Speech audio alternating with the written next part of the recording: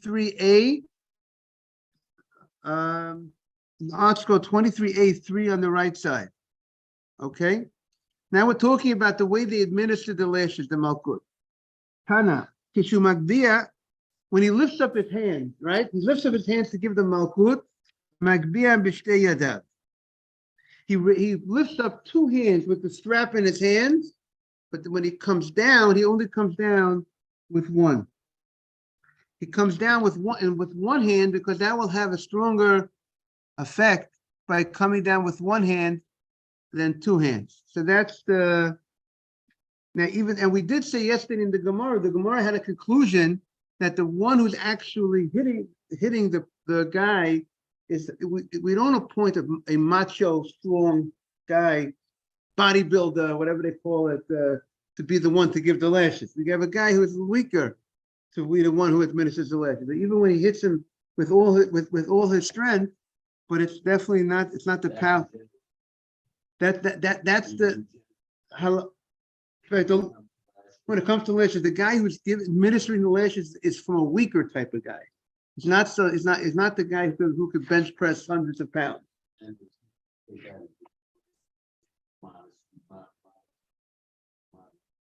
No, so it seems that the hitting is with all, it's with strength. He hits him with strength, with all his, he gives him a very big, heavy hit.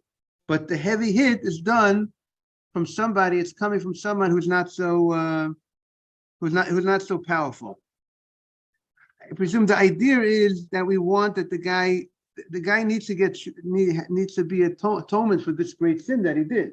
There's a great sin that was done, that he intentionally violated the Torah. But on the other hand, so therefore we show how serious it is that he's gonna hit him with his with a lot of strength.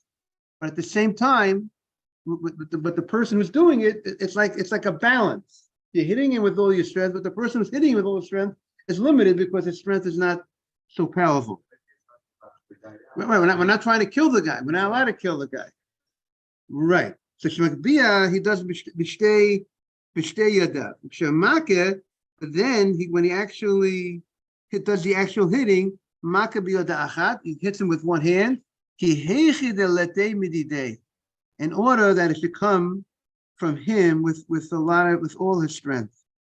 That is, a person hits better. A person goes like this, he can come down with a certain amount of strength. But a person goes, then he goes. But if he ends it with one hand, it comes down with more strength.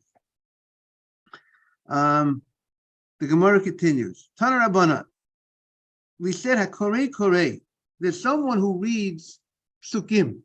While the lashes are being administered, we said there are psukim that are being read, right? We tell the psukim that are being read state, if you don't keep the Torah, because your person doesn't keep the Torah, that's why you're going to have these troubles. Hashem is going to punish. We want to just say hello. Mark Ajmi is back and better than ever, and we look forward to seeing him soon. Now I see him on the screen. And I see a smile on his face. We like to see, Rabbi Friedman always likes to see smiles on faces. So Tana Rabbanan, Hagadol Shebadayanim Korei.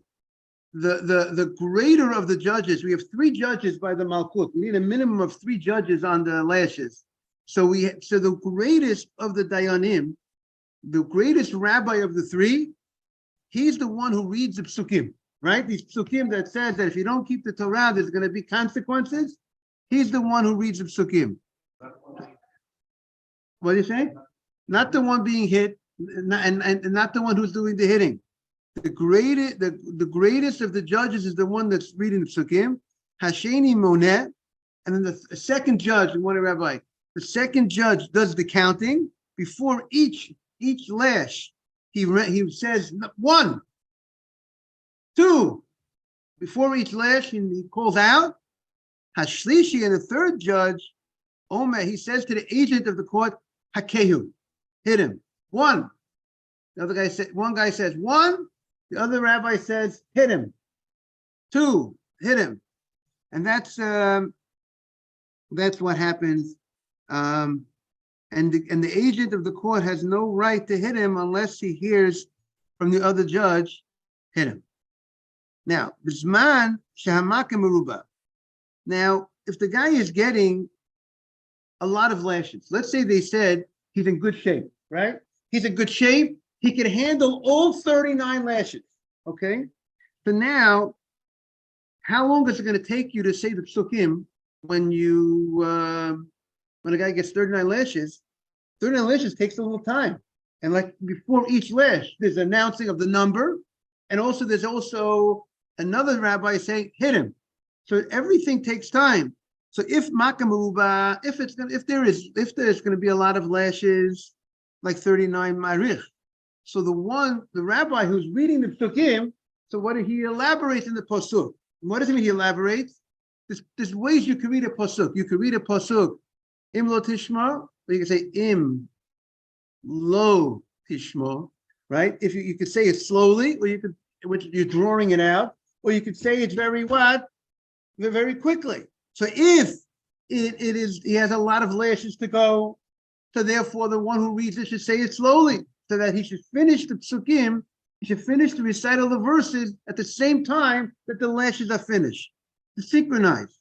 But if the guy is getting a small amount of lashes, let's say they said the guy can't handle 39 lashes, he can only handle 9 lashes. So then you read the psukim faster so that you can conclude the psukim with the conclusion of the 9 lashes. If there's a lot of lashes to give, then you lengthen when you say psukim in a more lengthy fashion. If the lashes are smaller number, so what do? You read faster. So the Gemara asked, what do you mean by Nantana? We learned in our Mishnah that if you finish the psukim, it says you just go back and you start reading the psukim again. What's the problem? Well, Nantanan, like on Rosh Chodesh, right? Rosh Chodesh, you read the given aliyah, and then you go back up. You know, the Balkori and Asa, we're going back to pasuk, reading the same pasuk again. So there's no problem reading the same pasuk again. And when the Mishnah stated that if you finish the lashes, if you finish the psukim, reading the psukim before you finish administering the lashes, you go back and you say the psukim again. There's always reading of psukim while the lashes are being administered. So Vanantanan, it's like there's a band that goes on in the Beit HaMikdash. When they're bringing the korban, there's a band playing. There's music in the Beit HaMikdash. There's singers in the Beit HaMikdash. While that's happening, that's what's happening. So while here, it's a different thing that's happening. They're singing the same psukim. Vanantanan, chozet chit hamikra. You go back to the beginning of the pasuk. So why do you have to synchronize it? Why do you have to make it say it slower? So going faster. Good morning. You could just go ahead and go back, say it normal speed, and then just go back again if you need to go back again. But the Gemara says mitzvah l'tamsein. Really, you're supposed to ideally say the psukim once, conclude the psukim with the administration of the lashes. But what the Mishnah stated, that if you finish the psukim, then you go back and you start again, that's only if you weren't able to synchronize it well.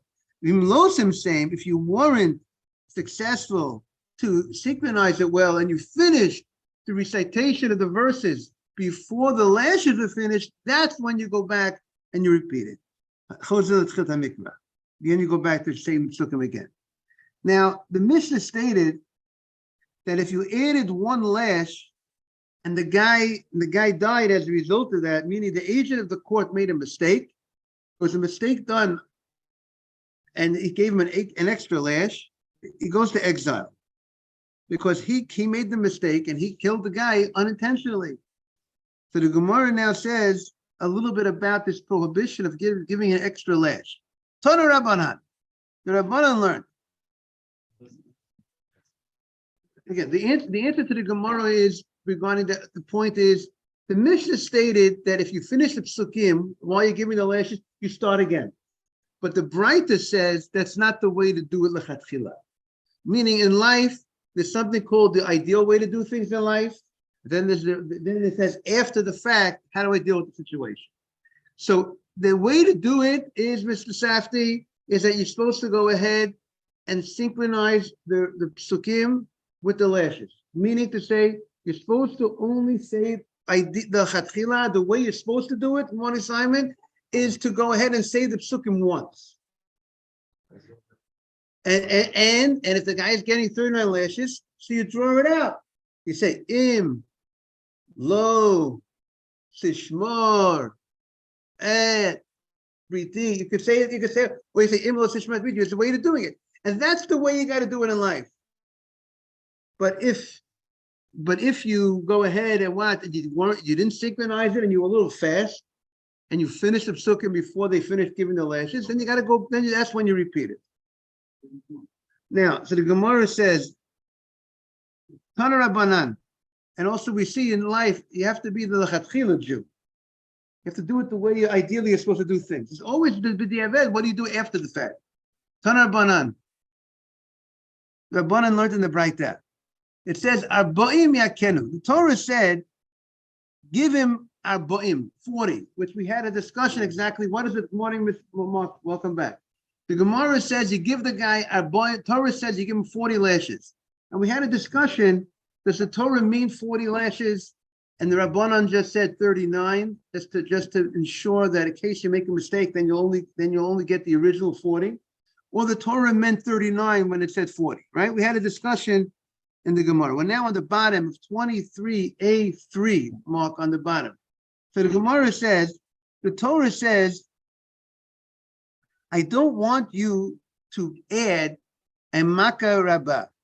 Torah says, don't add to the number that I told you, because if you're going to add to it a Makkah Rabbah, if you're going to add to it a great hitting, you're going to demean your brother through this extra lashes. It's going to be very demeaning to your brother. Now, so the Gemara says Makkah Rabbah. So when the Torah says that don't add, because if you add a lot of lashes, you're going to be disgracing your brother. Meaning there's one level, your brother is supposed to get 39 lashes, right? For the sin that he did. But now if you overdo it, you give him more than he's supposed to give, and you give him this a Makkah Rabbah, you give him a strong, a great beating beyond what he's supposed to get, you have disgraced him. Rabbi, how about on the other side of that? If you're supposed to get 40, because that's the original prescription to remove the sin, doesn't one less leave an incomplete kapara? Okay, so according to that, that's the power of the Chachamim, that the Torah, good morning, Michael, that the Torah gave the power to the Chachamim to take away punishment from the Jew in order to protect that the sin shouldn't be done. And therefore, he will get the kapara. If that's what the rabbis say should be done, the rabbis say do 39 instead of 40. Then Hashem says that's what needs to be done, and you'll get the full kapara as if he got the 40, if he's supposed to get the 40, because the Torah says listen to what the rabbis have to say. Now, so the Gemara says, "Mak eli makarabah eli ela makarabah." Morning, Ilya. We only see that the prohibition, don't add, is focusing on don't add a makarabah, don't add a great beating. But how do we know that the Torah, the prohibition of the Torah, when it says don't add, is even a small beating, any amount, one lash?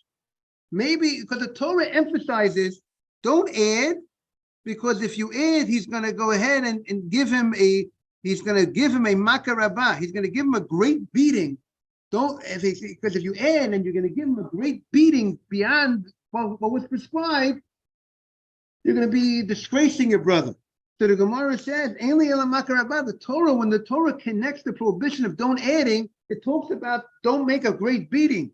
How do we know how do we know even a small beating is included in this prohibition?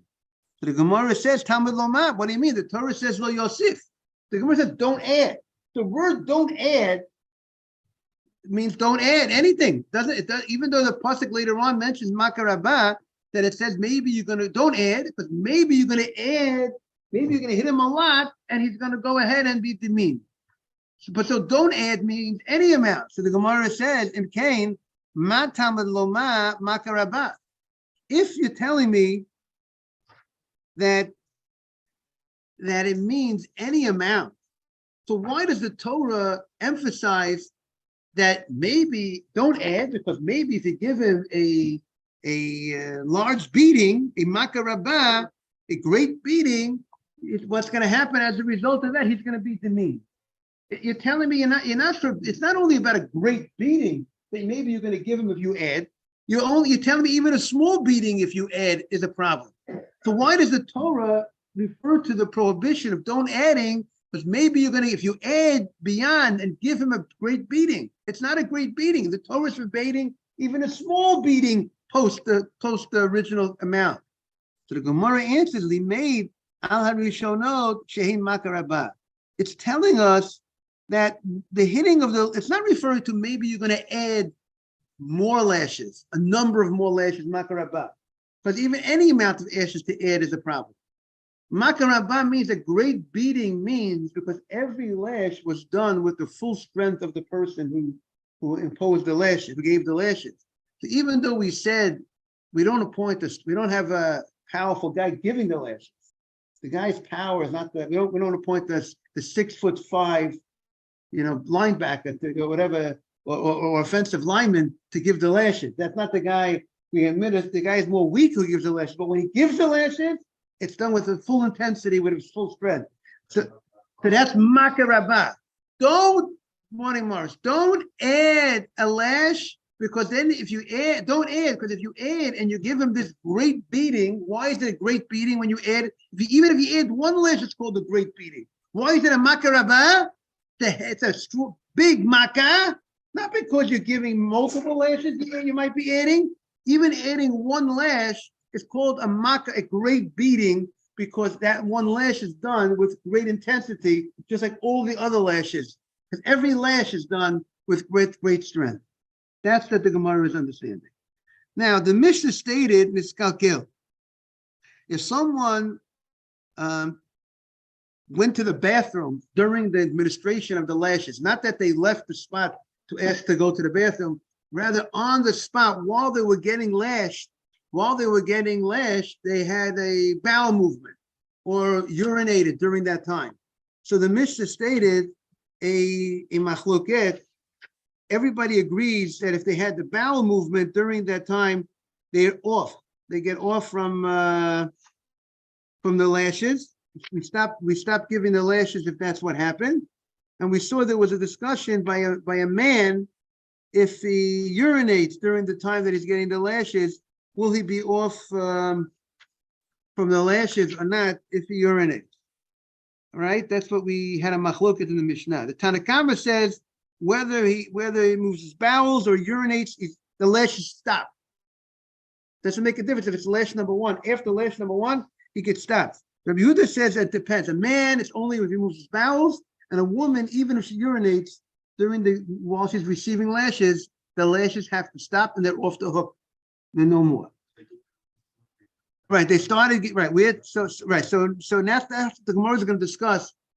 At which point is it only after they started giving the lashes, or when the guy lifts up his hand to give the lashes? At which point does these rules take effect? So that's what the Gemara is going to explain now. Niskalkel. So now, Tana Rabbanan. Echad ha'ish, the echad ha'isha. The Brisa says both whether it's a man. Now we're on 23a4. Echad ha'ish, the echad ha'isha.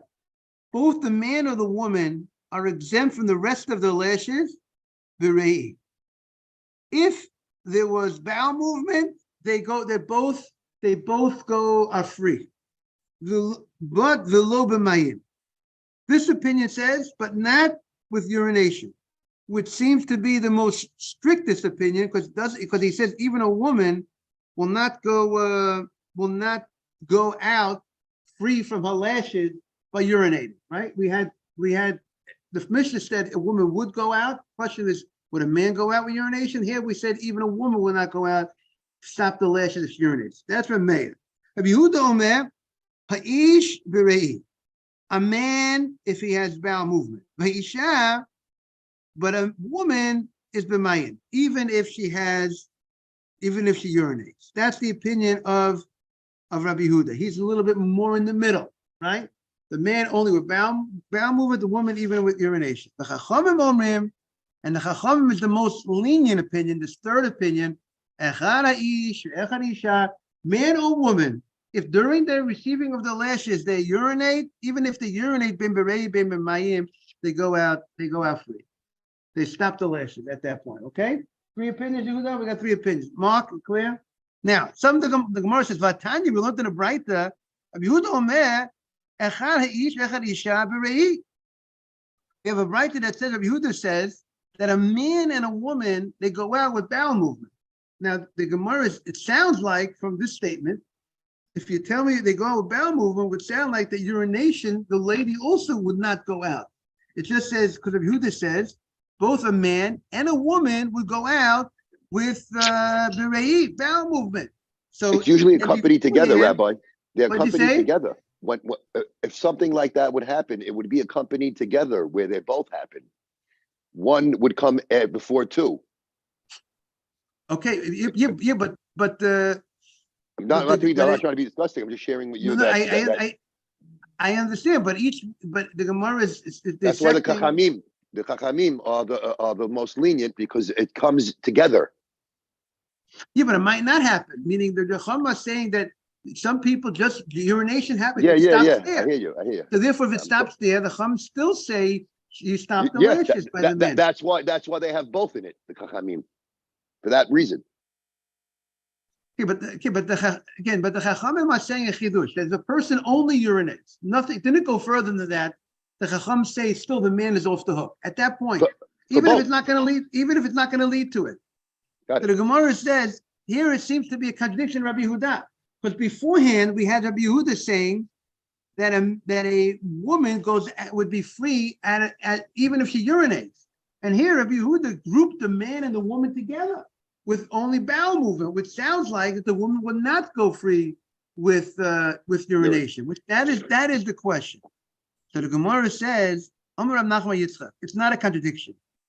What Rabbi Yehuda is saying over here is the following: Shneim shavim berei. He's only saying that a man and a woman have the same law regarding bowel movement.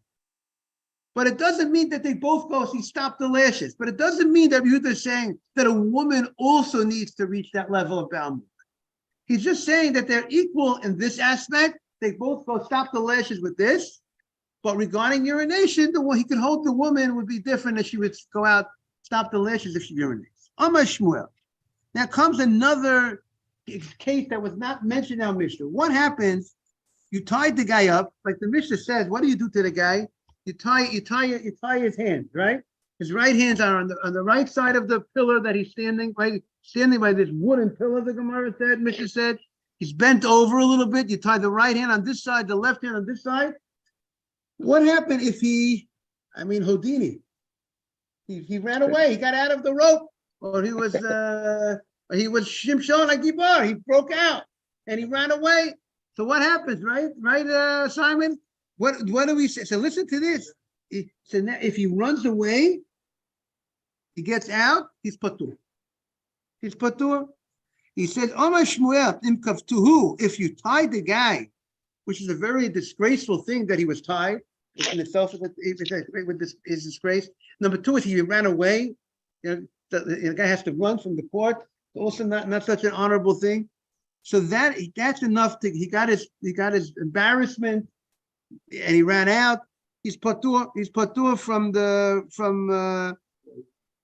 so we're going to see about, is it before he got any or not? We're going to see. That's what's coming up now.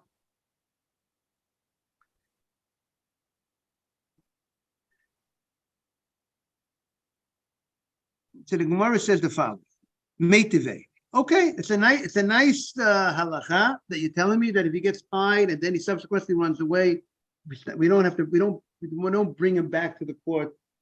We tie him up again. We don't tie him up again and lash him. He's exempt. He's off the hook. Meitive. Kala, if the guy moved his bowels, bein b'rishona, bein b'shneher. Whether it happened when the agent of the court was about to give the first lash, he picked up his hand to give him the lash, and the guy had a bowel movement. Whether it happened at the first lash or bein b'shneher, whether it happened when he picked up his hand to hit him for the second lash. Okay, So this is addressing Mark's point. He didn't even hit the first lash, this next case, new case. But he raised his hand to hit the guy with the lash. But once that happens, and if the guy had bowel movement at that time, he's off the hook because he was disgraced by having the bowel movement at that junction.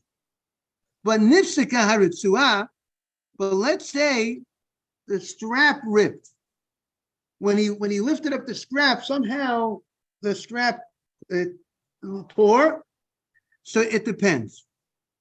Bishneha, if they're starting to give him the second lash, and when they're getting ready to give him the second lash, and then it ripped, then he's off the hook. He already received one lash, then they're going to give him the second lash, and the rope, the strap ripped. Then we go ahead and he's exempt from the rest of the lashes. But since he already got one lash,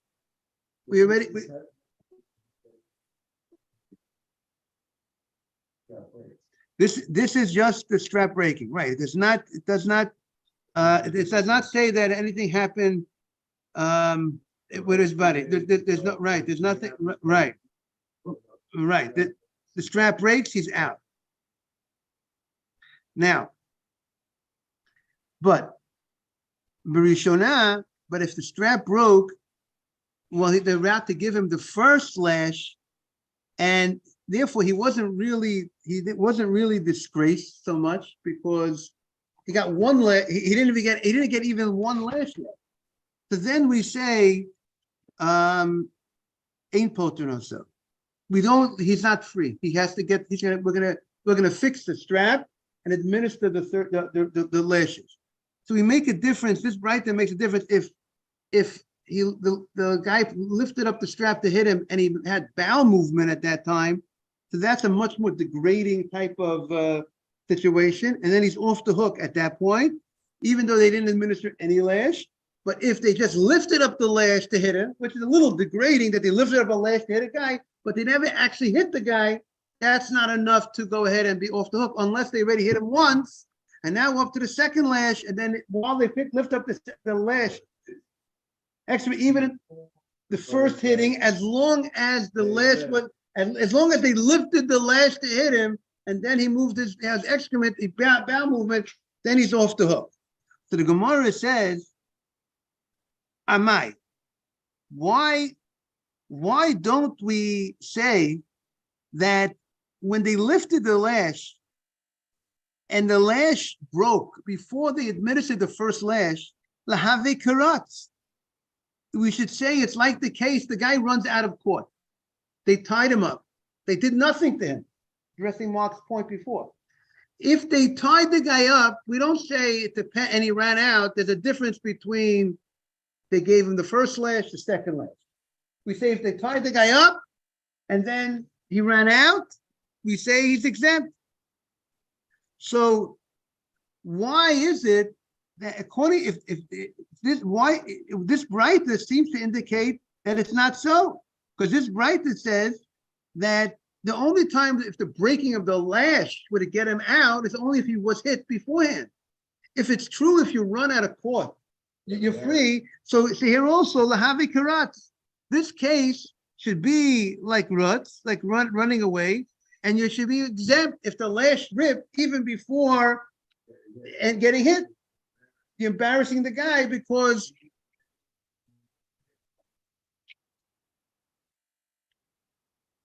right, he didn't get any lash. Right.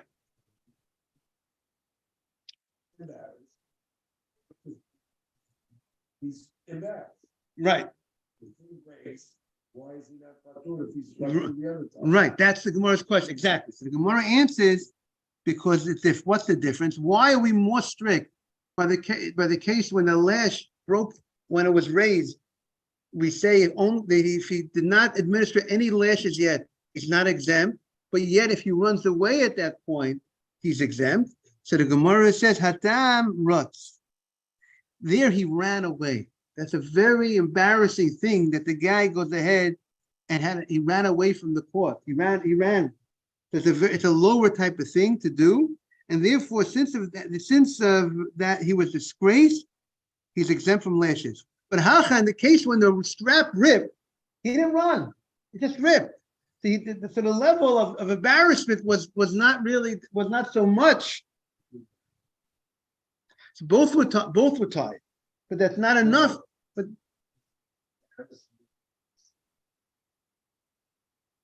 so that's the Gemara is saying. The Gemara is now saying it's the running away over there would reaches the point of nikla. The Torah says if the guy is demeaned, if he's disgraced, then he's off the hook. So therefore, since he ran away, so that running away disgraces the guy, and therefore he's off the hook at that point. Tana Rabbana, Imam Duhu, if the court made an estimation, when the guy is going to go ahead and get the lashes, yikle. If the court says, listen, this guy is so nervous, if you give him lashes, he's going to go ahead and he's going to have an accident with bowel movement. That's how they estimated the situation. So potrinoto, he's off the hook because the pasuk says that you shouldn't go ahead and do something to the guy. Don't give him an extra lash that's going to cause to disgrace the guy by giving him this extra lash. So the Torah is saying over here also, the Gemara is saying that the fact that you're going to do something that he's going to be disgraced by that lash that you're going to give, as a result of that lash, so we say if he's going to have an accident immediately after or during or after that lash right next to it, he would get him off the hook. But if it's only after the process is finished, right? That when the guy leaves the court, when everything is finished, that's when he's going to have a bowel accident. Then he's not going to be off the hook. It's only if he's going to have the accident during the actual administering of the lashes, you have that, you estimated that's what's going to happen, then he's off the hook. But now if it happens only if he's going to be embarrassed at a later time. But the Torah is saying, don't do, the lash shouldn't be something that you're going to embarrass him. But so here, it's not the lash, it's already finished, then he's not off the hook. However, even if he goes ahead and he had a accident before the first lash, malkinoto.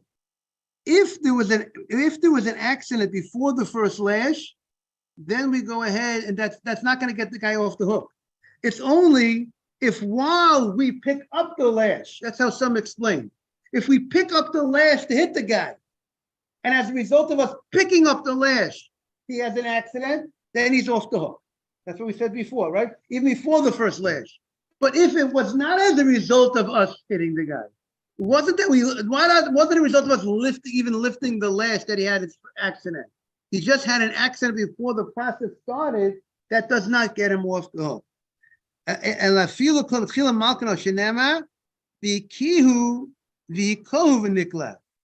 It's only the Torah says if you hit him, and the pasuk says, and then he becomes disgraced.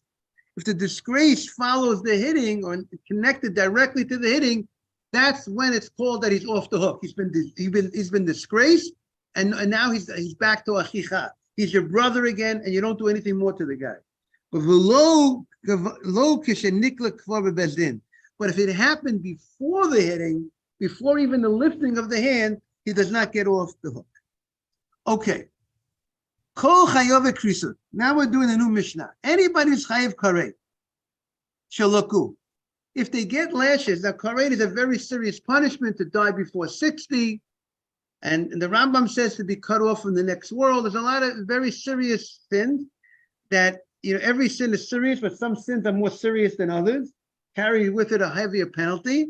So if a person is chayiv karet, let's say eating chametz on Pesach. Eating chametz on Pesach carries karet. And that the Torah says, you shouldn't have any chametz in your house. The Torah creates a safeguard. Why? Because if you eat chametz, you get parade. So the Torah creates a safeguard. If you don't have the chametz in the house, you're not going to come to eat it, right? So the Mishnah says, if a person gets karet, but Hashem, if he's obligated karet because he violated a sin intentionally, and therefore he gets certain sins that carry with the karet penalty. But if he gets malkut, the lashes is a kapara, and if he gets the lashes, he's off from the karet. That knocks out, that removes the karet.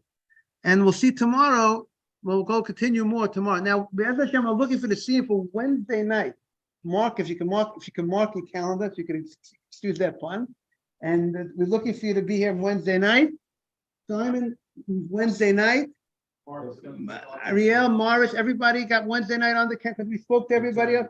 We're talking about 7:30 Wednesday night. Is that a good time? Mark is going to be speaking at, yes, Mr. Haber. Yeah, but people, but Mr. Haber is going to be speaking. I want everyone to get ready. Mark is, and we really want everybody, if people are up to it, we'll hear from everybody to say something. Jaime's going to speak, hopefully, like he spoke last time, beautifully. We're going to get Michael Silverman to speak, hopefully. We're not going to speak long. No one get nervous. We're not going to speak, won't be long speeches, short and sweet and to the point. Have a great day, everybody. Thank you, Rabbi. Hi, Rabbi. Shalom. Age. Yes. Thank you. Thank you very much.